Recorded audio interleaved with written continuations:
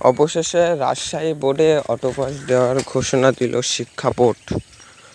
কিন্তু আপনাদের একটা সমস্যার কারণে রাজশাহী বোর্ডে এখনও অটোপাসের সিদ্ধান্ত এখনও চূড়ান্ত হয়নি। কেন?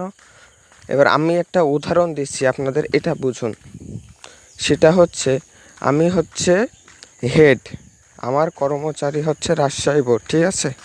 আমি হচ্ছে হেড, আমার কর্মচারী রাজশাহী বোর্ড। তাহলে কিভাবে আমি যদি না বলি, আমি যদি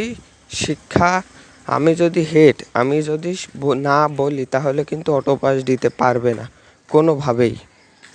তো এটাই হচ্ছে মেন বিষয়।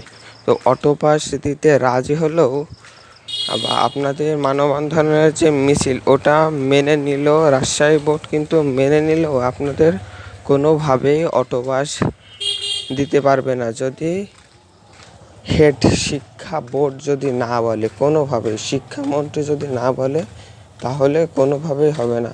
অনেক বিভাগে অনেক বোর্ড আছে, কিন্তু হেড শিক্ষা বোর্ড যদি না বলে, তাহলে কোনোভাবে অটোপাস দিতে পারবে না। এখন আপনাদের আন্দোলনটি চালিয়ে যেতে হবে, তাছাড়া কোনো উপায় নেই। আর যারা আন্দোলন করতে পারছেন না, তারা বাড়িতে বসে শিক্ষা বোর্ডের কাছে অটোপাসের দাবি করতে পারবেন। সেই ভিডিওটিও আপনাদের মাঝে উপস্থাপন করব আশা করি।